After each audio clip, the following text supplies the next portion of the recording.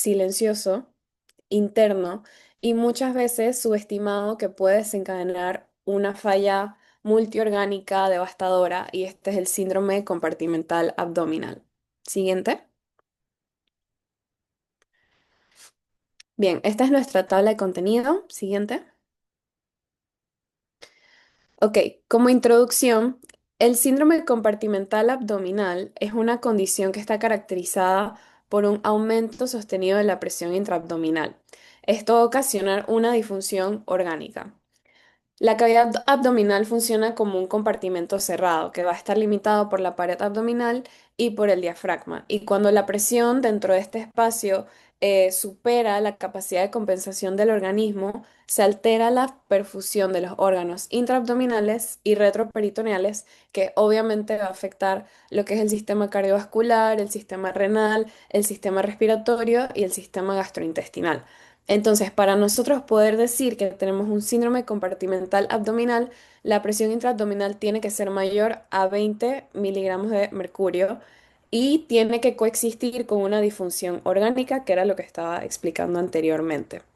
Entonces, valores persistentemente elevados desde 12 miligramos de mercurio ya se denomina una hipertensión abdominal y se considera que es como el estado previo y el principal factor de riesgo para poder desarrollar un síndrome compartimental abdominal.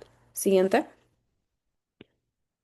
Bien, entonces podemos clasificar este síndrome dependiendo del valor de la presión intraabdominal.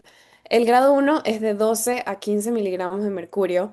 Esto representa un aumento leve, realmente lo que requiere es vigilancia estrecha y más si es un paciente que está crítico.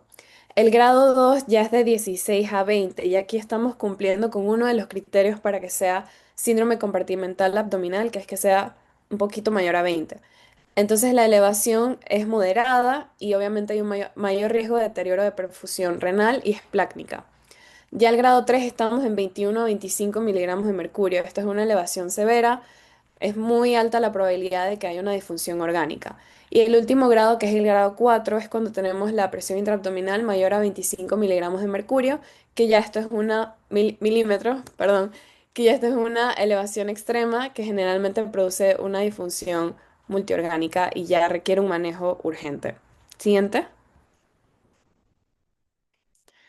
Bien, como mecanismo básico de cómo funciona el síndrome compartimental abdominal, más adelante lo van a explicar un poco mejor, pero básicamente, como ya expliqué, es una presión dentro de un compartimento cerrado que va a superar lo que es la perfusión tisular y obviamente esto nos lleva a una isquemia. Y bueno, este aumento de presión también produce compromiso respiratorio porque hay una disminución de la capacidad pulmonar y hay un aumento de presión en lo que es la vía aérea. También tenemos compromiso hemodinámico porque existe una disminución del retorno venoso, del gasto cardíaco y por ende de la perfusión sistémica y un compromiso renal porque se reduce el flujo renal y la filtración glomerular. Por esto es que se sabe que esto no solo afecta un órgano, sino que es un deterioro sistémico que puede ser potencialmente mortal si no se reconoce y no se trata a tiempo. Siguiente. ¿Y cuál es la relevancia clínica de todo esto? Bueno, primero que esta es una situación de alta mortalidad, porque el síndrome compartimental abdominal presentan tasas de mortalidad que pueden superar el 50% siempre y cuando no se identifique y no se trate de manera temprana, especialmente en los pacientes que están críticos. Lo segundo es que es una condición crítica que, como ya mencioné, causa una falla multiorgánica. Este aumento sostenido de la presión intraabdominal compromete el sistema respiratorio, el sistema cardiovascular y el sistema renal. Y esto genera pues una secuencia bastante rápida de disfunción multiorgánica que puede amenazar la vida. Y el tercer punto es que el diagnóstico precoz mejora la supervivencia. La medición temprana y sistemática de la presión intraabdominal puede intervenir para evitar daños irreversibles, podemos reducir complicaciones y obviamente pues mejoramos los desenlaces clínicos para el paciente. Siguiente. Ok, en cuanto a la anatomía y fisiología, podemos decir lo siguiente. Siguiente diapositiva. Sabemos que el síndrome compartimental abdominal es una condición crítica en la cual la presión intraabdominal aumenta a niveles que comprometen la perfusión y función de muchos órganos. Por eso es esencial que sepamos primero la anatomía del abdomen y verlo como un compartimiento cerrado, rígido y con muy baja complacencia. En el límite superior vamos a ver que está formado por el diafragma, que es una estructura musculotendinosa poco distensible, cuyo desplazamiento hacia la cavidad torácica, inducido por ese aumento de la presión intraabdominal, reduce esa capacidad pulmonar y eleva las presiones del ventilador y provoca una hipoventilación e hipoxemia. En cuanto al límite inferior, podemos decir que corresponde a lo que es la pelvis ósea y el diafragma pélvico. También son rígidos y eso no permite esa expansión hacia abajo. En cuanto a la pared anterior y lateral, esta va a estar formada por los músculos rectos, por los oblicuos externos y el oblicuo interno, y también el transverso del abdomen. Y todos esos están envueltos en una aponeurosis y fascias poco distensibles. Esa rigidez facial es crucial, ya que determina en gran parte esa resistencia del compartimiento. En cuanto al límite posterior, va a estar formado por lo que es la columna lumbar, el psoas, el cuadrado lumbar y esa fascia toracolumbar. Entonces, esto completa ese espacio cerrado que contiene esos órganos intraperitoneales que son el hígado, el vaso, el estómago, el intestino delgado, el colon y el omento. En cuanto a los retroperitoneales, podemos mencionar los riñones, el páncreas, el duodeno, las glándulas suprarrenales y con espe- vamos a hacer énfasis también en la aorta y en la vena cava inferior. Esta última va a ser una estructura extremadamente susceptible a lo que es la compresión. Siguiente diapositiva. Ok, en condiciones normales, la presión intraabdominal va a oscilar entre 5 a 7 milímetros de mercurio, pero cuando supera los 12 milímetros de mercurio, entonces es lo que vamos a llamar como hipertensión abdominal, y es cuando excede los 20 milímetros de mercurio, y eso se asocia a disfunción orgánica, y ahí es donde hablamos del síndrome compartimental abdominal. Entonces, el aumento de la presión intraabdominal puede verse a qué cosas: a hemorragias, ascitis masivas, edemas intestinales secundarios a sepsis o incluso a pancreatitis. Y entonces también a resucitaciones agresivas que colocan grandes cantidades de volumen, a obstrucción intestinal, a quemaduras extensas, a trauma o a cirugía mayor. Siguiente diapositiva. Ok, ahora entrando un poco en lo que es la fisiología, vamos a empezar esto con la primera consecuencia importante, ¿no? Es la disminución del retorno venoso por el colapso de la vena cava inferior y las venas ilíacas. Esto me reduce el gasto cardíaco y me va a producir hipotensión y puede precipitar a shock. Y un shock que es resistente a líquidos. Al mismo tiempo, esa compresión en la arteria mesentérica y renal va a disminuirme entonces el flujo sanguíneo efectivo y va a generar ¿qué cosa? Isquemia progresiva. Entonces, a nivel respiratorio, el ascenso forzado del diafragma va a aumentar la presión intratorácica y va a reducir la distensibilidad pulmonar y me va a disminuir el volumen tidal y elevar las presiones pico y meseta en pacientes ventilados, favoreciendo la hipoxemia y la hipercapnia, además de comprometer la perfusión coronaria por aumento justamente de la presión intratorácica. Siguiente diapositiva. Ok, en cuanto a la fisiología renal, en los riñones, el aumento de esa presión intraabdominal se va a transmitir directamente a la cápsula renal y a los vasos intrarrenales. Esto me va a elevar la presión intersticial y me va a disminuir entonces la tasa de filtrado glomerular. Y eso me va a producir oliguria o anuria, siendo la disfunción renal uno de esos signos que podemos ver con más rapidez, esos signos tempranos y sensibles a este síndrome comportamental abdominal. Entonces, en la parte gastrointestinal, la compresión de la circulación mesentérica me va a disminuir esa perfusión de la mucosa intestinal, generando edema. Entonces, va a haber aumento de la permeabilidad, translocación bacteriana y, por lo tanto, va a haber riesgo de sepsis, ¿verdad? E incluso de necrosis intestinal. A esto vamos a sumarle que el edema intestinal va a aumentar aún más la presión intraabdominal en un círculo vicioso de no acabar. Eso en cuanto a la parte gastrointestinal. A nivel hepático, esa reducción del flujo portal me va a disminuir la capacidad metabólica y me va a alterar la función de detoxificación y eso pues me va a contribuir a una acidosis láctica. En el plano respiratorio y cardiovascular, la presión también se transmite al tórax, elevando la presión intratorácica y puede falsear esa presión venosa central y esa presión arterial, dificultando una interpretación hemodinámica. Y bueno, en etapas avanzadas, el aumento sostenido de esa presión intraabdominal puede producir alteraciones en la perfusión medular espinal, una congestión venosa de las extremidades inferiores, me puede aumentar la presión intracraniana, justamente porque hay una reducción del drenaje venoso cerebral y por lo tanto va a acabar en una falla multiorgánica. Así que, bueno, siguiente diapositiva. Bien, ahora hablaremos un poquito de lo que es la etiología y los factores de riesgo. Siguiente. En cuanto a la etiología, podemos clasificarla en etiología primaria y etiología secundaria. La etiología primaria, pues en esta diapositiva lo que vamos a ver es que en el síndrome compartimental, como causas primarias, vamos a tener las que se originan directamente dentro del abdomen y que elevan rápidamente la presión intraabdominal.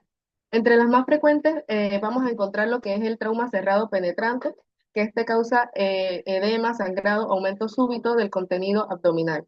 También podemos ver lo que es la hemorragia intraabdominal, que aumenta el volumen extraluminal. Podemos ver la ruptura del aneurisma de aorta abdominal, lo cual nos va a producir un hemoperitoneo masivo. También otra causa puede ser la adherencia abdominal, que esta disminuye lo que viene siendo la elasticidad de la pared abdominal y se atrapan las asas abdominales, o la obstrucción intestinal, que aumenta el volumen intraluminal. Todas estas vienen siendo causas de un aumento agudo de la presión y son de rápida progresión a un síndrome compartimental. Siguiente diapositiva. Bien, como etiología secundaria se encuentran las que no son originadas en el abdomen. Entre estas se encuentra el embarazo, la cual va a aumentar la presión de forma crónica. Ascitis, podemos ver el ilio, la sepsis intraabdominal, que esta nos puede causar lo que viene siendo un edema visceral, fuga capilar y disfunción vascular. También resucitación con grandes volúmenes de líquidos.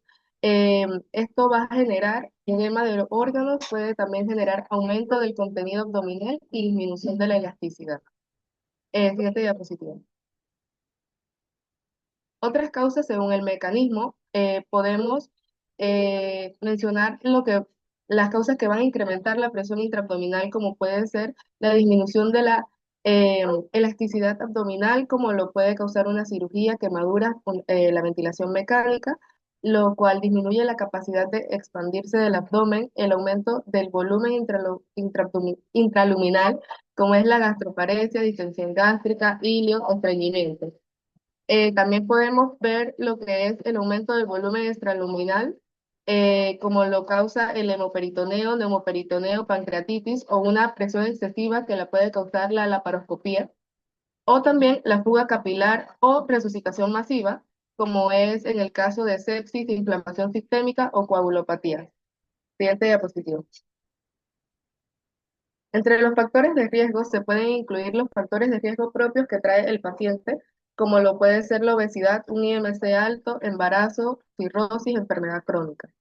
Ya si vienen siendo procedimientos quirúrgicos de alto riesgo, podemos clasificarlos en lo que viene siendo el trasplante de hígado o hernias grandes, también como control de daños, reparación de aneurismas. En cuanto a condición médica o enfermedades, vemos lo que es la sepsis, inflamación sistémica o coagulopatías. Eh, el manejo clínico principalmente viene siendo la ventilación mecánica o transfusiones masivas. Y pues en tiempo y forma de la hipertensión intraabdominal se puede clasificar en aguda o subaguda, y esto nos da un mayor riesgo de progresión a un síndrome compartimental abdominal. Estos pacientes van a requerir lo que es un monitoreo de la presión intraabdominal porque tienen riesgo a evolucionar a un síndrome compartimental abdominal. Siguiente. Aquí vamos a hablar de las manifestaciones clínicas. Vamos a desglosar las manifestaciones clínicas en base a cada sistema. Ya una vez sabidas la anatomía y la fisiología, vamos a empezar con las cardiovasculares. Va a haber una presión elevada dentro del abdomen que va a ocasionar una compresión de los vasos. ¿Qué pasa si se comprimen estos vasos? Va a disminuir el retorno venoso. Si disminuye el retorno venoso, o sea, va a disminuir la cantidad de sangre que va a llegar al corazón para ser oxigenada, el cuerpo va a buscar mecanismos compensatorios para esto. Si el cuerpo le está llegando menor volumen de sangre para que se oxigene, va a ocasionar una taquicardia compensatoria porque el cuerpo necesita oxígeno, va a buscar una forma de que obtenga más oxígeno. Si hay menor cantidad de volumen, va a disminuir la presión, va a ocasionar una hipotensión y asimismo el gasto cardíaco, ese volumen de expulsión va a estar disminuido hacia el resto del cuerpo. Y va a haber un falso aumento de la presión venosa central. Y también como mecanismo compensatorio para elevar esa presión arterial va a haber un aumento de la resistencia vascular sistémica. Siguiente, por favor. Vale. Vamos con las manifestaciones respiratorias. Ya vimos antes que mi compañera mencionó que al haber tanta compresión intraabdominal y también aumenta la presión intratorácica, va a disminuir la distensibilidad pulmonar. Esto va a llegar a que la ventilación esté disminuida, va a haber una restricción ventilatoria. Ya sabemos que normalmente en la ventilación hay intercambio gaseoso de O2 y CO2. Entonces, ¿qué pasa si hay menos mecanismo de intercambio? O sea, permanece ese CO2 y no va a entrar el CO2 al pulmón. Entonces, esto nos puede llevar a condiciones de hipoxemia, a hipercapnia. Ya vimos que hay disminución del compliance pulmonar y también de la distensibilidad pulmonar. Va a haber incremento de la presión pico en el ventilador y los pacientes van a presentar distrés respiratorio o dificultad para ventilar o necesidad de mayores presiones. Siguiente. Vamos con las manifestaciones renales. Es importante porque este puede ser un marcador inicial y en la mayoría de los casos es la primera manifestación de todas, de todos los sistemas, puesto que el riñón es bastante sensible a los cambios de volemia. También, como mencionó mi compañera, disminuye la tasa de filtración glomerular. Entonces, ¿qué pasa si esto ocurre? Si hay menor tasa de filtración glomerular, o va a disminuir nuestra cantidad de inyectada o va a estar nula, o sea que puede llegar incluso a anuria en casos severos o una oliguria. Y esto puede ir ligado a una falla renal que claramente va a cursar con un aumento en la creatinina. Siguiente. Vamos con las manifestaciones neurológicas. Esto es más que todo por una congestión venosa y alteración en la perfusión cerebral. Si hay una alteración en la perfusión cerebral, claramente va a haber alteraciones de estado de conciencia, ya sea que pueda haber agitación o confusión. También puede haber disminución del nivel de conciencia y en pacientes neurocríticos puede haber un aumento de la presión intracraneal. Siguiente. Vamos a hablar de las manifestaciones gastrointestinales. Más que todo se deben a la isquemia y edema intestinal. Claramente, si hay una isquemia, el paciente va a presentar dolores abdominales muy fuertes. Aparte de que el paciente también puede presentar distensión abdominal marcada, aumento de lactato, también van a haber signos parecidos a shock, y esto indica isquemia. Va a haber compromiso de la perfusión intestinal, que es lógico si hay una isquemia, y puede haber también hilio paralítico. Siguiente. Okay. Las manifestaciones estas son como generales, debido a la perfusión, va a haber aumento del lactato, puede haber piel fría, sudorosa y acidosis metabólica por esa disminución en la perfusión. Siguiente. Ok, ahora vamos a hablar del síndrome compartimental abdominal agudo y cómo se diferencia con el crónico. Ok, como el nombre indica agudo, vamos a empezar por su inicio.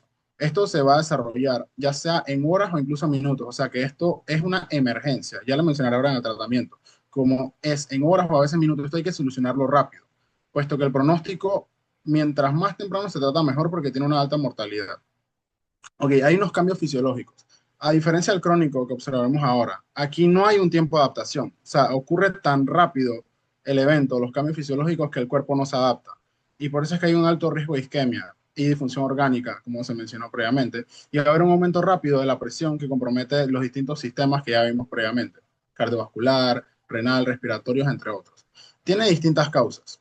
Son situaciones que aumentan de forma súbita el contenido abdominal o que aumentan la distensión abdominal. Esto es importante, porque lo veremos en los ejemplos, o que disminuyen la capacidad. Puede haber edema visceral, ya sea sepsis, pancreatitis, en casos de quemaduras, trauma, resucitación con grandes volúmenes, hemorragias masivas y obstrucciones intestinales. Siguiente. Okay. Prácticamente las presentaciones clínicas son las que expliqué previamente. La hipotensión brusca por la disminución del retorno venoso, el gasto cardíaco, distensión intensa, también como hay isquemia intestinal y edema, en muchos casos va a haber dolor abdominal severo, como signo de hipoperfusión va a estar elevado el lactato, va a haber una acidosis láctica y puede haber un colapso hemodinámico. Ya mencioné la disminución de la distensibilidad pulmonar, lo que va a llevar a una ventilación imposible o presiones muy altas. Y como vimos que el sistema renal es uno de los primeros afectados por la disminución de la tasa de filtración glomerular, puede haber ya sea o disminución en caso de oliguria o una anuria en casos más severos. ¿Cómo lo diagnosticamos del síndrome compartimental abdominal agudo? Bueno, como se mencionó previamente, la presión debería estar mayor o igual a 20 milímetros de mercurio y también debe haber disfunción orgánica evidente. ¿Cuál es el manejo? Importante recordar que esta es una emergencia, puesto que ocurre bastante rápido, incluso puede ocurrir hasta en minutos. O sea, que primero hay que dar medidas de soporte, ya sea optimizar la sedación, porque sabemos que presentan dolores abdominales muy fuertes, regular la volemia, relajación y observar la diuresis. Y se realiza descompresión quirúrgica urgente. Siguiente. Okay. Síndrome compartimental abdominal crónico. Ahora, ¿cómo se diferencia el agudo? Este ocurre en periodos de tiempos un poco más largos. Esto puede ser de días a meses. Y esto también va ligado a las condiciones. Y bueno, vamos a ver con los cambios fisiológicos. Aquí el cuerpo inicialmente compensa, o si no, lo realiza de forma parcialmente. Y esa presión puede estar alta, pero no va a haber una disfunción aguda, así como el síndrome compartimental abdominal agudo. Y puede haber una circulación colateral y cierta tolerancia. ¿Cuáles son las causas? Más que todo son procesos que generan una distensión progresiva, o sea que esto no es agudo. Esto lo que va a ocurrir son condiciones crónicas, por ejemplo, en cirrosis, que la cirrosis no se desarrolla de un día para otro. Tiene que haber condiciones predisponentes que estén afectando al hígado año tras año, y eso ocasiona citis. Y como la causa principal, esa citis genera una distensión progresiva. También otras causas de distensión progresiva pueden ser estas grandes masas intraabdominales, adherencias crónicas o peritoneo engrosado. Siguiente, por favor. Ok, de la presentación clínica. Ok, puede haber disnea al esfuerzo, ya como vimos por disminución de la distensibilidad pulmonar. La función renal inicialmente está compensada, que puede ir empeorando progresivamente, y el cuerpo se adapta un poco. Y así que inicialmente puede que no haya una disfunción orgánica. También puede haber pérdida del apetito. Como vimos que las causas están ligadas a una sobredistensión abdominal, puede haber una distensión abdominal progresiva claramente, y puede ocasionar malestar leve o sensación de presión. ¿Cómo el diagnóstico? Bueno, esa presión puede estar entre 12 a 25 milímetros de mercurio, pero claramente no va a haber el mismo nivel de difusión que en el agudo. ¿Y cómo es el manejo? Aquí más que todo, como no es una emergencia, la cirugía casi nunca es una primera elección, es raro. Y cuando se realiza es de forma electiva. Es importante igualmente dar medidas de soporte, hacer restricción de sodio, dar diuréticos y realizar evacuación gradual.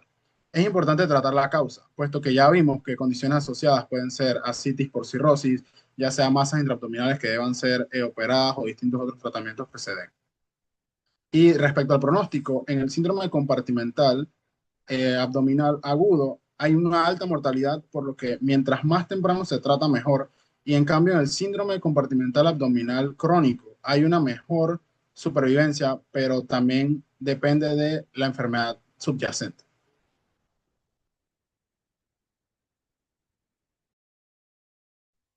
Siguiente.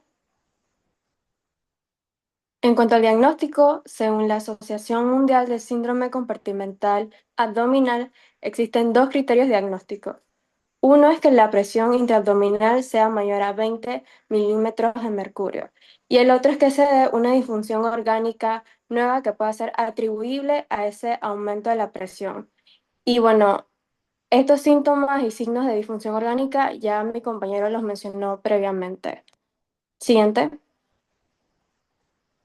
En cuanto a la medición de la presión intraabdominal, esta se puede medir de forma directa e indirecta. Una forma directa sería utilizando un catéter peritoneal. Sin embargo, esta no se suele utilizar porque se asocia a un mayor riesgo de infecciones. Entonces, dentro de las indirectas tenemos la medición intravesical, la intragástrica y la intrarrectal. La intravesical es la que más se utiliza y es la más validada, ya que tiene una alta correlación con la presión intraabdominal real. También está la medición intragástrica, que es útil cuando no se puede utilizar la intravesical. Y también está la intrarrectal, pero esta es menos validada. Siguiente. En cuanto a la medición intravesical, tenemos que acostar al paciente y este debe estar relajado. Hay que verificar que tenga una sonda Foley y que ésta esté funcionando.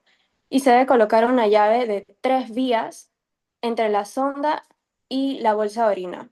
Se instilan una cantidad menor o igual a 25 cc de solución salina normal. ¿Por qué tiene que ser esta cantidad? Se dice que si se pasa de 25, estamos sobreestimando el valor de la presión. Tenemos que cerrar la salida de la llave hacia la bolsa para que el líquido quede dentro. Conectamos el otro puerto al transductor y tenemos que nivelar ese transductor a la línea axilar media. Se esperan entre 30 a 60 segundos para poder leer el valor de la presión intraabdominal. Y esta se debe medir en expiración. Siguiente. En cuanto al diagnóstico diferencial, tenemos lo que es hilio paralítico y ahí la presión está normal o ligeramente elevada. En la obstrucción intestinal, la presión intraabdominal es variable y usualmente está menor a 20. Y la citis masiva está elevada, la presión mayor a 12, pero no hay una falla orgánica. Siguiente. Ok, vamos a pasar a la parte del tratamiento, que es la parte que incluye también un poco de cirugía dentro de todo. Ok, siguiente. Bien, primero la Asociación Mundial del Síndrome Compartimental Agudo, de abdominal, perdón, hizo unas dos clasificaciones, dos algoritmos. El primero es sobre cómo identificar si es hipertensión abdominal y otra cómo tratar, perdón, cómo identificar si es hipertensión abdominal y cuándo llega síndrome compartimental y el otro algoritmo es sobre cómo tratarlo o cómo darle el manejo médico, no solamente quirúrgico, ya que se ha demostrado que el manejo médico también ha funcionado muy bien en estos pacientes. Bien, este algoritmo que tengo aquí no lo voy a explicar todo, solamente es como medir, por así decirlo, la presión intraabdominal. Y si tenemos un paciente con mayor de 12, pero menor de 20, se puede decir que el paciente tiene hipertensión abdominal y por lo tanto se tienen que hacer los ajustes y el manejo necesario para ese caso. Sin embargo, por ejemplo, cuando tenemos un paciente con una presión intraabdominal mayor a 20 milímetros de mercurio, con un órgano con disfunción orgánica, como ya explicaron mis compañeros anteriormente, tenemos que el paciente tiene un síndrome compartimental abdominal. Siguiente. Y aquí entramos en esta otra parte del algoritmo. Estas dos primeras imágenes que les presenté es solamente el primer algoritmo de cómo identificar si es hipertensión o si es síndrome compartimental. Bueno, entonces, este algoritmo ya me va a llevar a al siguiente que ya les voy a explicar más adelante sobre qué hacer si el paciente tiene el síndrome compartimental agudo. Pero este algoritmo se centra sobre todo en las causas. Si es primario, si es secundario, si es terciario, cuál es el tratamiento, si se necesita tratamiento quirúrgico, solamente soporte médico, y que eso es lo que vamos a ahondar próximamente. Siguiente. Ok. El segundo tratamiento que voy a aplicar actualmente es el algoritmo de manejo, que la Organización Mundial del Síndrome Compartimental Agudo lo dividió en 5 partes de manejo médico. Y después hay una parte de manejo quirúrgico, en tal caso no se pueda dar el control del el síndrome compartimental con este manejo médico. Siguiente. Este es más o menos la tabla general de lo que voy a explicar ahorita mismo, del segundo algoritmo en manejo del síndrome compartimental agudo. El manejo de la hipertensión intraabdominal es muy parecido, sin embargo, aquí vemos muchas otras maneras de ayudarlo. Siguiente. Ok, el primero que tenemos es evacuación de contenidos intraluminales. Esto se hace principalmente con son las más documentadas dos de todas que presento aquí, que es la inserción de un drenaje por zona nasogástrica o rectal y iniciar procinéticos como la metoclopramida y la eritromicina o la neostigmina que ayudan a liberar la presión intraluminal del mismo tracto digestivo, ya que este puede ser una de las causas de que me puede estar dando el síndrome compartimental agudo, que use una distensión excesiva del tracto gastrointestinal que me esté comprimiendo los demás órganos y esté aumentando mi presión intraabdominal. Entonces, la zona nasogástrica, el tubo rectal y los procinéticos me van a ayudar un poco a disminuir poco a poco toda esta presión que está acumulando en el tracto gastrointestinal. Otras soluciones también puede ser, como ven en la recta que está a mano izquierda, es disminuir la nutrición enteral, ya que esto puede ser por retención de alimentos o por otros motivos, acumulación de gases, por mala digestión de los alimentos, colonización bacteriana, etcétera. Administrar enemas posiblemente, no sé, una obstrucción intestinal demasiado severa. Considerar colonoscopia descompresiva en tal caso este lo merite, o descontinuar totalmente la nutrición enteral. Puede ser otro de los motivos por el cual podemos ayudar a evacuar los contenidos intraluminales. Siguiente. Ok, la siguiente, el punto número 2 es las lesiones ocupantes de espacio. Evacuar las lesiones ocupantes de espacio. Esto usualmente se va a hacer con un drenaje percutáneo, con catéter o paracentesis de gran volumen. En este caso, lo primero que tenemos que hacer es identificar si nosotros tenemos una lesión ocupante de espacio. Para esto podemos usar un ultrasonido o una tomografía, como vemos los dos cuadritos de arriba. Y después que nosotros nos aseguramos que tenemos una lesión ocupante de espacio, por ejemplo, una citis o algo que pueda ser drenado, nosotros colocamos un drenaje percutáneo, un catéter de drenaje percutáneo que nos puede ayudar a evacuar ese contenido que está ocupando el espacio en la cavidad abdominal y me está subiendo la presión. Las lesiones ocupantes usualmente se observan después de una cirugía mayor, pancreatitis o trauma, ya que estas tres etiologías principalmente me pueden llevar a una complicación que es la lesión ocupante de espacio. Siguiente.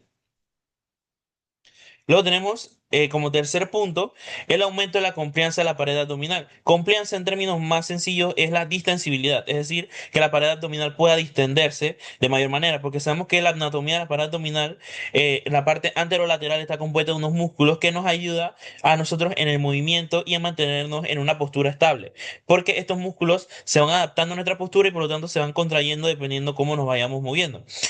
Ellos tienen una contracción pasiva para que nuestra cavidad abdominal y nuestra postura esté de la mejor manera. Sin embargo, cuando nosotros tenemos una presión intraabdominal muy elevada y no tenemos todavía la causa por qué, lo que podemos hacer es aumentar esa distensibilidad de la pared abdominal para que la presión intraabdominal disminuya momentáneamente o agudamente, para poder nosotros terminar de descubrir la causa y poder tratarla para que esta presión intraabdominal disminuya.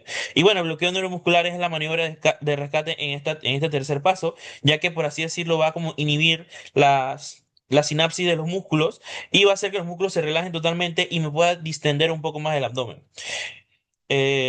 Otras recomendaciones que se pueden dar es como remover los vestidos muy compresivos, si les pusieron fajas abdominales, quitárselas, poner la maniobra de Trendelenburg, también puede ser consideraciones en este punto. Siguiente. Luego tenemos la administración óptima de fluidos. En este caso, un paciente, por ejemplo, ascítico, no le podemos estar dando fluidos en mucha cantidad debido a que él está, su espacio intravascular e intraluminal están pasándose líquidos constantemente y el paciente está expulsando esos líquidos al espacio intersticial, por lo cual está aumentando por lo cual está pasando a la cavidad abdominal, aumentándome la presión intraabdominal. Entonces, la Organización Mundial recomienda que la diuresis farmacéutica en fase inicial de la hipertensión intraabdominal, o en tal caso la fase inicial del mismo síndrome compartimental, agentes diuréticos de ASA, por ejemplo la furosemida, se han demostrado que son beneficiosos en estadios tempranos. Y entonces, ya esto es parte de como el manejo multidisciplinario. El intensivista, cuando le llegan a estos pacientes, tiene que equilibrar la corrección de la hipovolemia, porque estos pacientes pueden tener una depresión de los fluidos en el espacio intravascular. Entonces, para evitar un síndrome compartimental agudo iatrogénico secundario por un aumento de los líquidos que le estamos dando al paciente, debemos evitar que esta hipovolemia se corrija tan rápidamente o incluso moderar la corrección hasta que el paciente pueda mejorar su presión intraabdominal. Aquí vemos otros manejos que se le pueden dar, que puede ser, por ejemplo, disminuir la carga excesiva de líquidos durante la resucitación, si en tal caso el paciente nos llega chocado, nos llega séptico, etcétera. Podemos resucitar con fluidos hipertónicos o coloides. Podemos incluso considerar hemodiálisis o ultrafiltración en tal caso nosotros veamos que el paciente está sumamente hipervolémico. Siguiente. Y ya por último, el quinto paso es la perfusión de los órganos, revisar cómo está la perfusión. Y aquí vemos que un volumen de menor de 90 mililitros sobre metro cuadrado se asocia con una alta respuesta de administración de líquido. Es decir, si nosotros administramos menos de esto, nosotros podemos ayudar al paciente a que tanto se hidrate como pueda contrarrestar esta hipertensión abdominal que está perjudicando, pues. Entonces, como en el cuadrito era como lo que menos está estudiado, porque como sabemos, la perfusión de órganos está disminuida debido a la compresión de las estructuras vasculares que están en el abdomen. Sin embargo, tenemos que tener monitoreo cardíaco continuo debido a que esto es muy importante, de que el paciente se nos puede chocar debido a un problema circulatorio debido a la compresión, como dije, de estructuras vasculares en el abdomen. Siguiente. Y bueno, vamos a lo quirúrgico, la laparotomía media. La laparotomía media es como la técnica quirúrgica que se realiza para hacer la descompresión cuando ya no tenemos más criterios médicos para poder tratar al paciente. Pasamos a una laparotomía media, que puede ser una incisión de la apófisis sifoide hasta la parte del sínfisis de pubis, puede ser infraumbilical, supraumbilical, eso es decisión meramente del cirujano. Y bueno, es una incisión en la mitad del abdomen a lo largo de la línea alba y el tamaño, pues bueno, es limitado a la localización de la patología. Siguiente. Bueno, aquí vemos una laparotomía exploratoria ya bastante con la cerrada después de la cirugía, que ya les explicaremos cómo se van cerrando esta laparotomía media que se le hace a los pacientes con la hipertensión intraabdominal. Pero bueno, nosotros tenemos que saber que bueno, la tasa de complicaciones aumenta después de 8 días después de la laparotomía media si el paciente sigue con la presión intraabdominal alta. Y es más, esto nos puede llevar a que si nosotros tratamos de cerrar la herida antes de tiempo, nos pueda llevar a un síndrome compartimental terciario que bueno, se explicará en las complicaciones. Y bueno, el tratamiento, como ya dije, única y exclusivamente quirúrgico cuando los métodos médicos ya fallan, va a ser la laparotomía médica. Sin embargo, cuando tenemos, por ejemplo, una causa, como ya expliqué anteriormente, una causa, por ejemplo, de líquido, por ejemplo, una citis tensa, de un paciente cirrótico crónico, un cirrótico de novo, vamos a tener que esta laparotomía media no va a ser como la técnica más efectiva porque el paciente lo que está es lleno de líquido. Entonces se le puede drenar el líquido, como vemos ahí, ese drenaje percutáneo, y ayudar al paciente con su volemia para que no vuelva a tener ese problema de asitis, pues. Siguiente. Y bueno, como estamos en cirugía, yo les traje un video de cómo se hace la parotomía media, pero lo pueden ir avanzando poco a poco, porque son 5 minutos de video y no nos podemos quedar aquí 5 minutos viendo, porque faltan demás partes del webinar. Entonces, ay, la vida, no lo puedes. Con el.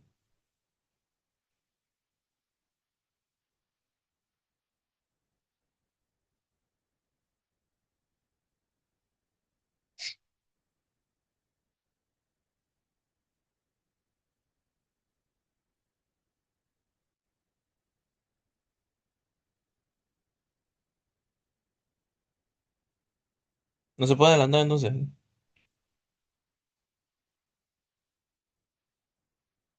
Bueno, básicamente lo que hace el cirujano, pues bueno, es abrir poco a poco las capas de la piel y ir disecando. En este paciente que tiene la presión intraabdominal sumamente grande, en este caso hizo laparotomía bastante grande. Y bueno, primero se corta con el bisturí la parte de la piel, el tejido subcutáneo, y después se va disecando poco a poco la grasa subcutánea hasta llegar al peritoneo.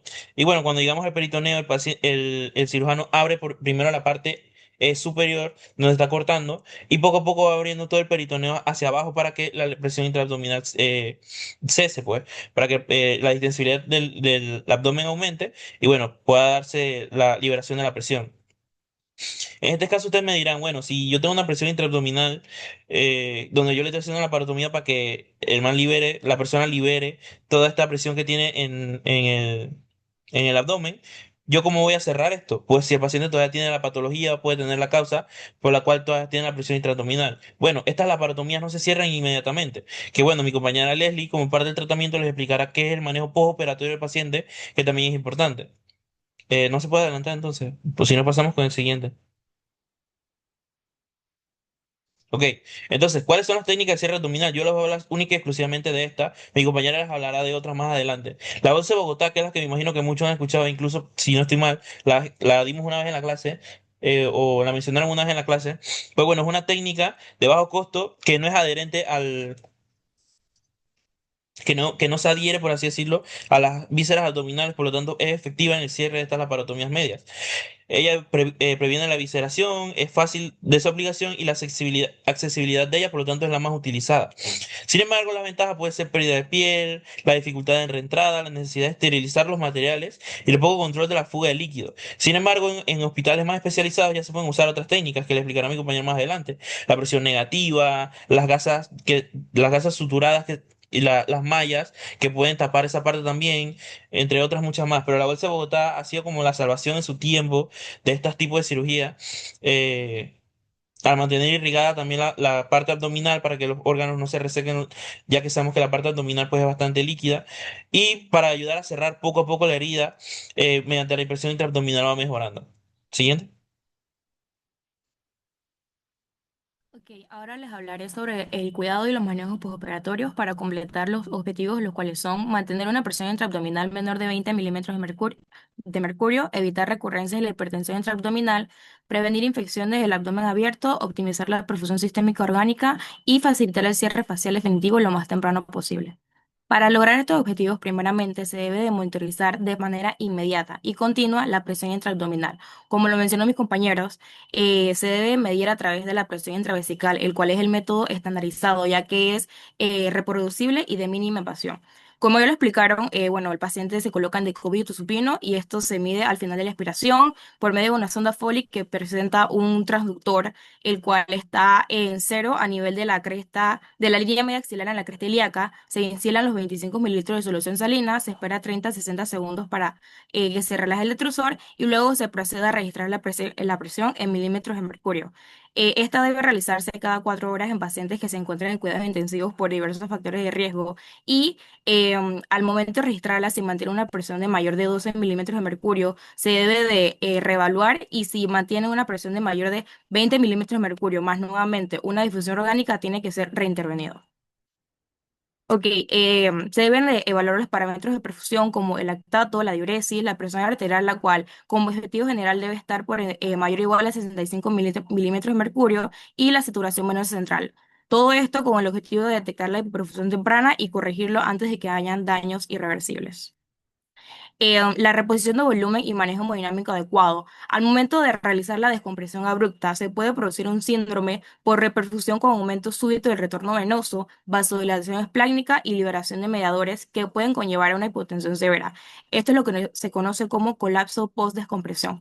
Para evitar esto o para monitorizarlo mejor, se deben de tomar algunas medidas como son la reanimación guiada por objetivos dinámicos, como la variación del índice de velocidad del tracto de salida ventricular, variación de presión de pulso y la ecocardiografía guiada, evitar la sobreresucitación líquida y utilizar vasopresores en caso tal de que la PAN se mantenga baja a pesar de la reposición adecuada de volúmenes.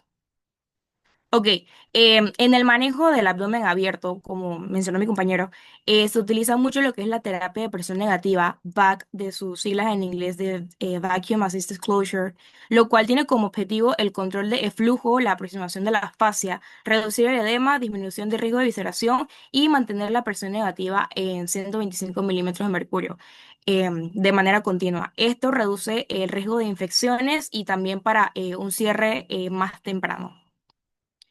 Los cuidados que hay que tener con la terapia BAC es que hay que cambiar el sistema cada 48 a 72 horas para que se revisen las heridas y las asas intestinales en cada cambio. Debe de haber protección intestinal colocando una capa no adherente entre las asas y una espuma para que se minimice el riesgo de fístulas enteroatmosféricas. Y también se debe de monitorizar la salida de líquidos, sus volúmenes, sus características y se deben cultivar en caso de haber sospechas de infecciones. Ok, con respecto al balance hídrico y el manejo del edema. El edema visceral puede contribuir a lo que es una hipertensión intraabdominal y dificultar lo que es el cierre. Por lo tanto, debemos de mantener un balance hídrico neutro o ligeramente negativo tras estabilización. Utilización de diuréticos si el paciente se encuentra estable hemodinámicamente. Albúmina si presenta una hipoalbuminemia severa, lo cual puede ayudar a movilizar el líquido intravascular y restricción cuidadosa de cristaloides. Ok, con respecto a la nutrición, se debe iniciar nutrición temprana, ya que esta protege la barrera intestinal, reduce la translocación bacteriana, lo cual disminuye el riesgo de infecciones y favorece la cicatrización, que facilita el cierre facial. Mencionan que se calcula de 25 a 30 kilocalorías por kilogramos por día. Y en caso tal de haber obstrucción o contraindicación absoluta, se utiliza nutrición parenteral total hasta poder restablecer el tránsito. Ok, con respecto al proceso de cierre facial, el cierre temprano, que idealmente mencionan que es de antes de 7 días, se asocia a una menor tasa de hernia ventrales crónicas, menor fístula y mejor evolución del paciente. Por lo cual hay diversas técnicas de cierre, mencionaré algunas cuantas. De primera mano, el cierre primario. Esta se lleva a cabo si la tensión es aceptable y presenta una presión intraabdominal baja. Y esta es la ideal si en las condiciones óptimas lo permiten. La aproximación progresiva y tracción por malla, es decir, la terapia de back más malla, se coloca la terapia back, que ya la expliqué previamente, y se coloca una malla con suturas de tracción que se van aproximando progresivamente en cada cambio de apósitos para obtener el cierre progresivo en días. Esto permite un buen balance entre el control del flujo y la aproximación facial. También está la técnica del Whitman Patch, el cual es un sistema de velcro quirúrgico que permite aproximación gradual con múltiples reaperturas y también en casos tales pueden utilizarse mallas biológicas o sintéticas. El uso de una u otra mencionan que las mallas biológicas se utilizan cuando hay contaminación y un cambio más limpio pueden utilizarse mallas sintéticas. Ok, y como último punto, pero no menos importante, la vigilancia estrecha de las complicaciones como recurrencia de un síndrome compartimental agudo, fístulas enteroatmosféricas, hemorragia, evisceraciones, sepsis e inestabilidad hemodinámica, entre otras, las cuales serán mejor explicadas por mi compañero a continuación. Bueno, ahora vamos a hablar sobre las complicaciones y el pronóstico. Siguiente.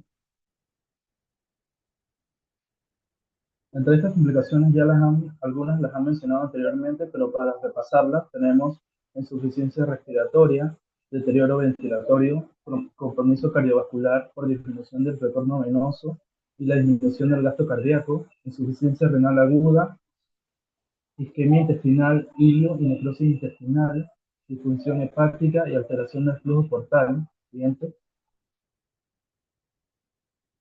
Alteraciones metabólicas y acidosis láctica, infecciones, sepsis y fallo multiorgánico, complicaciones asociadas al abdomen abierto, descompresión, coagulopatías y sangrado, síndrome compartimental, afectaciones de otros compartimentos, por ejemplo, el craneal. Siguiente. En el pronóstico tenemos que hay una mortalidad global alta y variable. La mortalidad va a oscilar entre el 30 y 70%, dependiendo de la gravedad, comorbilidades y oportunidad de tratamiento, incluso con descompresión. Muchas series reportan de 30 a 50%. Un tiempo hasta el diagnóstico y la intervención importa mucho. El diagnóstico temprano y la rápida reducción de la presión intraabdominal pueden mejorar mucho la función orgánica. El retraso favorece falla multiorgánica y aumenta la mortalidad.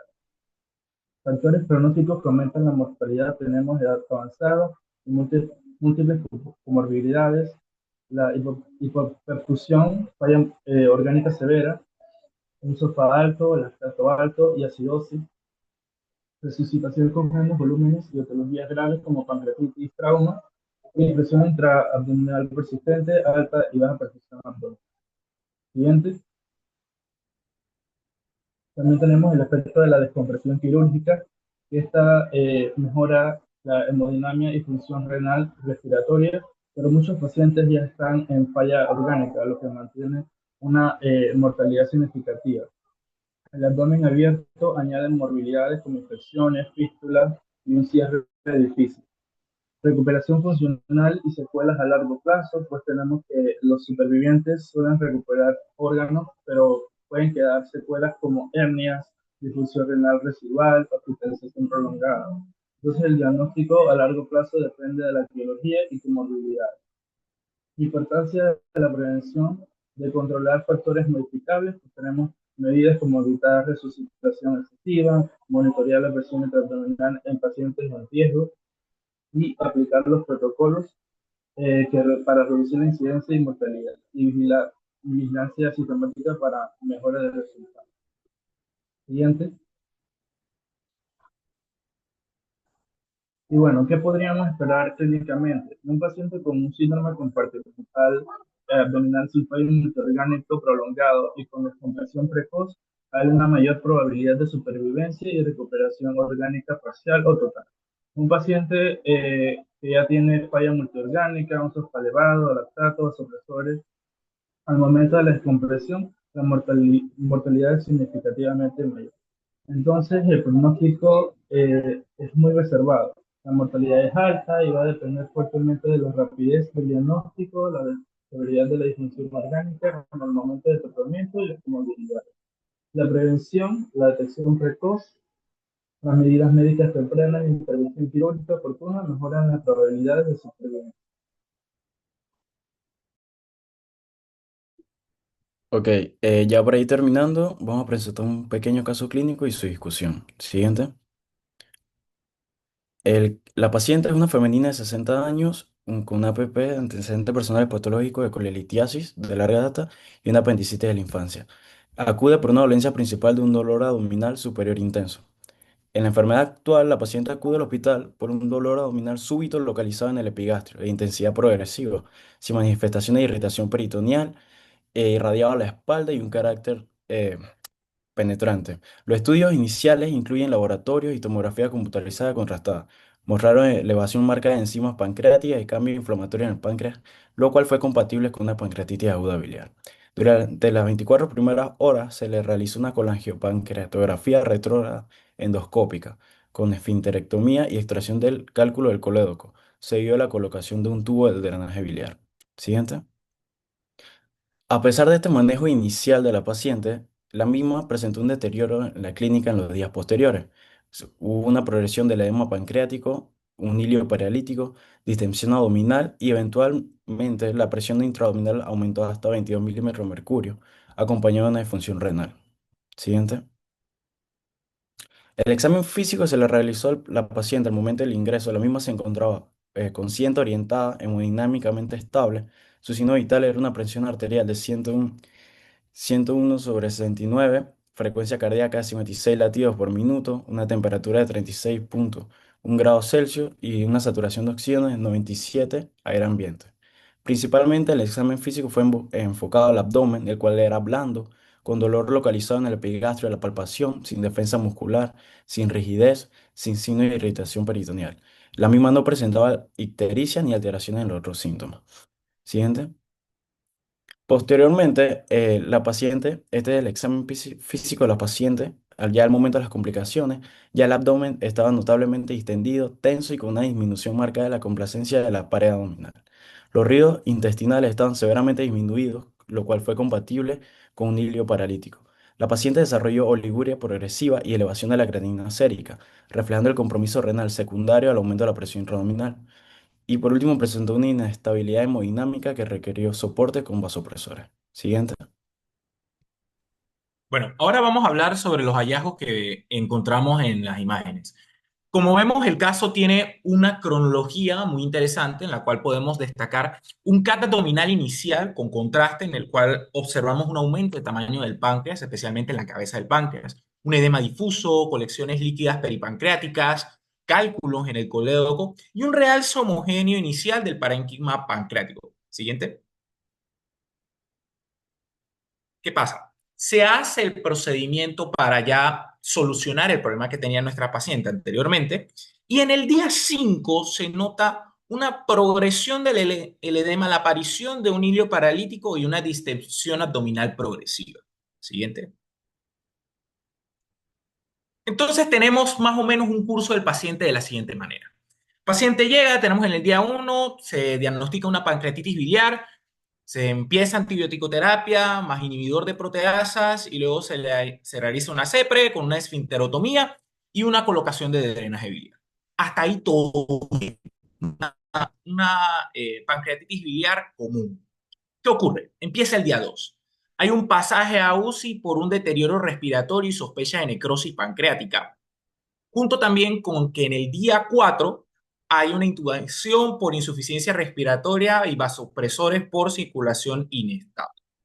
Y el día 5 tenemos una distensión abdominal marcada, ilio severo en el CAT y también se mide la presión intraabdominal, donde tenemos un resultado de 22 milímetros de mercurio, junto con la difusión renal. Ojo con estos datos. Siguiente. Entonces, seguimos en el curso del paciente, se hacen primero unas medidas conservadoras, que fue lo que me explicó mi compañero Diego Tenas en la parte del tratamiento.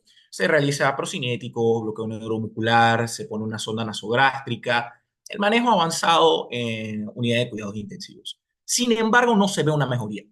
Y entonces, el día 9 se hace una laparotomía descompresiva mediante incisión media, que ya lo explicaron nuestros compañeros. Se realiza el drenaje de la citis, una colocación de compresas y drenajes, y luego en el postoperatorio se ve la mejoría en los laboratorios y estas cosas, y se cierra el abdominal el día 11 y se le da de alta en el día 104.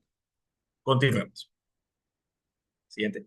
Entonces, vamos a ver algunas preguntitas acerca de este caso para integrar toda la información que hemos visto a lo largo de este webinar.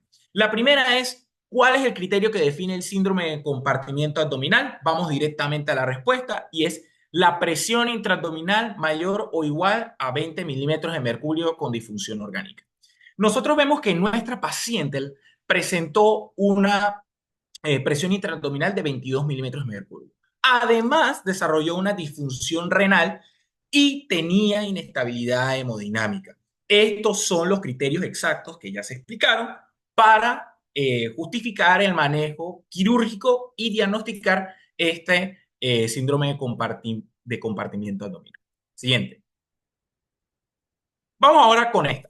¿Cuál es el mecanismo fisiopatológico principal que explica el síndrome compartimental agudo en pancreatitis severa? Bueno, la respuesta es el edema visceral, el ilio paralítico y el aumento del líquido intraperitoneal. La pancreatitis severa desencadena una cascada inflamatoria intensa. ¿Qué vemos? Vemos 5 cosas. El aumento de la permeabilidad capilar, el edema generalizado del páncreas y los tejidos vecinos, ya que esto va a incrementar el volumen dentro del abdomen. Luego vamos a observar un ilio paralítico. El intestino deja de moverse, se llena de gas, aumentan los líquidos, empieza a distenderse esa pared abdominal. Luego vamos a tener una disminución de la complacencia de la pared abdominal. El edema de todos los tejidos que ya he hablado anteriormente hace que la pared se empiece a tensar y no permita una correcta expansión. Entonces, en conclusión, tenemos un aumento de volumen, voy a aumentar la presión intraabdominal, baja la perfusión, falla multiorgánica. Siguiente. Vamos ahora con cuál no pertenece al manejo inicial del síndrome compartimental agudo. Sencillo. Realizar la parotomía descompresiva inmediata. Tenemos que tener diagnóstico de 1 del síndrome y 2, esto se deja como una última opción debido a 4 cosas. Abrir la cavidad aumenta mi riesgo de infección. Tengo una pérdida de líquidos y de por sí mi paciente está inestable hemodinámicamente, me voy a llevar a un desequilibrio hidroelectrolítico. Hay una necesidad de cierre diferido, o sea que voy a dejar el abdomen abierto. Y por último, tenemos el deterioro clínico potencial si no se hace correctamente. Ahora, siguiente diapositiva. ¿Cuándo debe indicarse la laparotomía descompresiva? La respuesta es cuando el síndrome del compartimental abdominal es refractario a manejo médico y hay disfunción orgánica progresiva. En relación a este caso, nosotros tenemos los 4 criterios para entrar a hacer esta cirugía. ¿Por qué? Porque teníamos la presión intraabdominal aumentada, teníamos la oliguria y la falla renal, teníamos que el paciente estaba hemodinámicamente inestable y realizamos las medidas conservadoras y no funcionó. Entonces ya, como teníamos esta última opción, entramos a salvar la vida de nuestro paciente. Siguiente.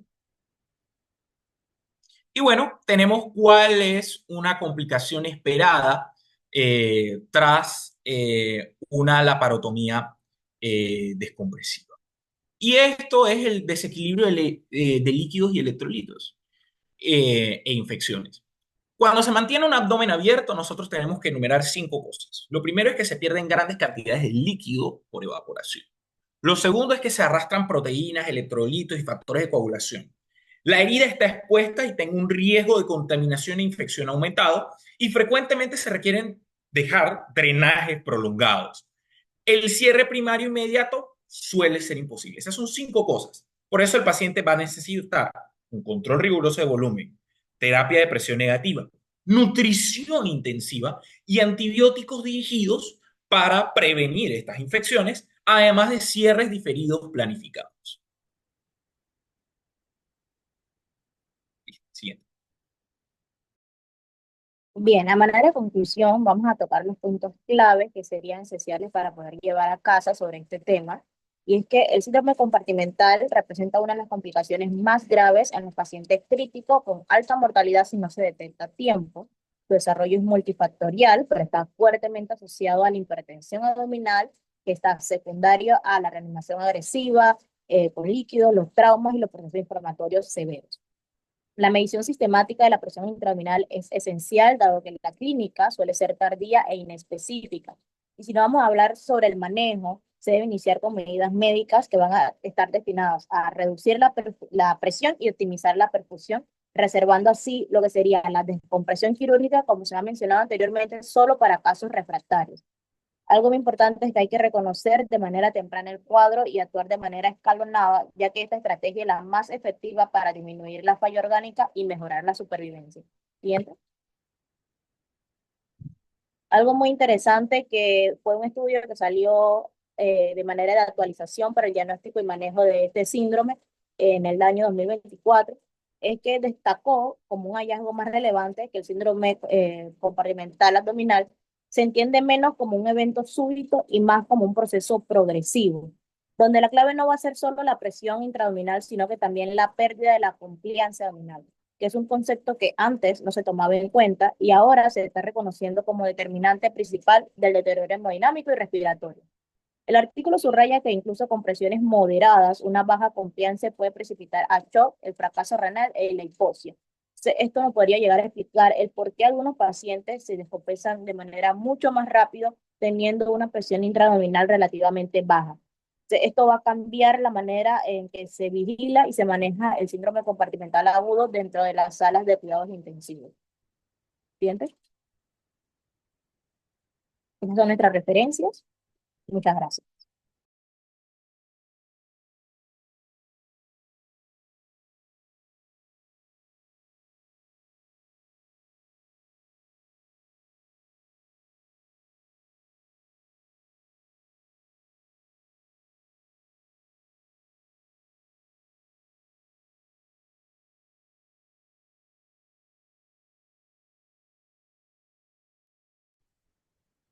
Buenas noches a todos.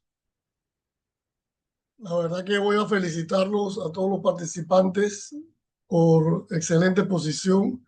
Han cubierto este tema de inicio a fin de una manera muy, pero muy didáctica y con todos los puntos bastante relevantes. Como bien dijeron, esta no es una patología que generalmente vemos y que estamos oyendo como la apendicitis, la colecistitis, la obstrucción, sino que esta es una patología silenciosa. Y el gran problema con esta patología es que cuando se presenta y si no se hace el diagnóstico temprano, la mortalidad del paciente es altísima, de las más altas comparadas con otro tipo de patologías.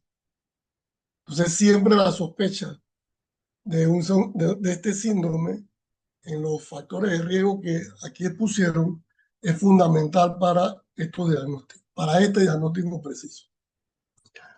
A veces nos confundimos porque el paciente generalmente está en intensivo y ya tiene fallas orgánicas y de pronto empieza a hacer una distensión abdominal y verdaderamente la definición del síndrome es un aumento de más de 20 con una disfunción orgánica nueva, o sea que el paciente no la tenía y que ahora sí la tiene cuando se instauró el síndrome. Porque pueden tener fallas orgánicas por la patología de sepsis, por ejemplo, que no es que si aumenta la presión va a ser un síndrome, sino es por una disfunción orgánica nueva que tiene el paciente con la presión intraabdominal. Como bien dijeron por ahí, la presión intraabdominal es una variable para algunas personas muy tolerable, para otras personas poco tolerable. Ustedes han estado con nosotros en cirugía laparoscópica y han visto cuando empezamos a hacer el neumoperitoneo y hay veces que el paciente va por 12 de milímetros de mercurio y el anestesiólogo pita y dice, quítale la presión que se me está enredando arriba. Eso es porque se le baja, como bien dijeron la fisiopatología, le está bajando el gasto y tiene entonces problemas pulmonares. Y uno le baja un poco la presión o le quita la presión por completo y eso entonces mejora el paciente. ¿Y qué tenemos que hacer? Aumentarle la presión más lentamente. A veces subimos la presión muy rápido y muy súbito y eso produce también una descompensación súbita del paciente. También, como dijeron, hay pacientes que tienen presiones intraabdominales altísimas, de mayor de 20, no tienen disfunción orgánica, pero con unas patologías crónicas como es la cirrosis, con ascitis. Esos pacientes se compensan, su organismo compensa ese aumento de la presión intraabdominal crónico, pero no quiere decir que en cualquier momento no pueda desarrollar un síndrome agudo, a pesar de que ya tiene uno crónico. Cuando se le quita la compresión muy rápida a esos pacientes, también se descompensa. Entonces, eso también hay que ver. Lo importante de esto es que la incidencia de este síndrome ha disminuido bastante con los años. Y eso es porque ya hemos dejado de ser muy agresivos con las resucitaciones que anteriormente se dictaban. Hacíamos resucitaciones masivas con líquidos, con pacientes sépticos, con pacientes traumáticos, y eso contribuía a que los pacientes tuvieran el edema de las vísceras y que desarrollaran síndromes comportamental abdominal agudos y con una alta incidencia, sobre todo los pacientes traumáticos y los pacientes quemados desarrollaban estos síndromes, pero con alta incidencia. Estamos hablando de 30 a 40% de los pacientes venían con esta incidencia que desarrollaban el síndrome y con mortalidades que iban bastante altas, de 40 a 50%. Pero con esta restricción de manejo que se ha hecho últimamente, eso ha bajado, pero no ha dejado de existir. Están alrededor ahora mismo de aproximadamente como un 10%, más o menos, pero cuando se establece la mortalidad sigue alta, muy alta. Entonces siempre hay que tener cuidado con eso. Lo otro es que cuando midan la presión intravesical, este paciente tiene que estar totalmente relajado y en decúbito supino. Nada con ninguna elevación y que no está un poco elevada la cama porque el paciente está con un tubo. Cuando van a medirla, tiene que estar totalmente en decúbito por cualquier aumento de la elevación del respaldar de la cama produce un aumento de la presión intraabdominal. Y entonces le va a dar un falso valor. Algunas veces lo medíamos con unas reglas. Hoy en día hay monitores directos. La medición en monitores directos te la dan en milímetros de mercurio. Cuando la haces con la regla, te la dan en centímetros de agua. Entonces tienes que hacer la conversión del centímetro a los milímetros de agua para que tengas una correlación adecuada de lo que estás midiendo. Esos son los datos importantes y bueno, los felicito verdaderamente por las exposiciones muy buenas y han abarcado todos los puntos de este síndrome que es tan importante.